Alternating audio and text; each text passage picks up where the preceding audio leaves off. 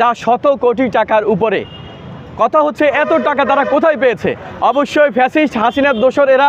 Fascist হাসিনার আমলে তারা সুযোগ সুবিধা নিয়েছে এবং এই ফ্যাসিস্ট হাসিনার আমলে যখন ফ্যাসিস্ট হাসিনা পালিয়ে গেছে তখন তারা কি করেছে, অন্তর্বর্তীকালীন সরকারের কিছু অসাধু কর্মকর্তার মাধ্যমে, অন্তর্বর্তীকালীন সরকার বা অন্যান্য যে দলগুলো রয়েছে তাদের তদবির বাণিজ্যের মাধ্যমে তারা ঢাকার বাইরে গিয়ে, অদূরে গিয়ে তারা হচ্ছে সেফ এক্সিট করছে অথবা দেশ থেকে পালিয়ে যাচ্ছে।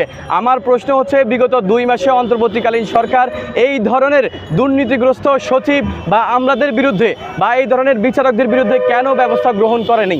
এবং আমাদের দুদক আসলে বসে বসে কি করছে? দুদককে কেন আমরা জনগণের টাকা দিয়ে তাদেরকে আমরা বেতন দিব? দুদকের কাছে প্রশ্ন থেকে যায় এটা। আপনারা গত 2 মাসে আপনারা কি করেছেন?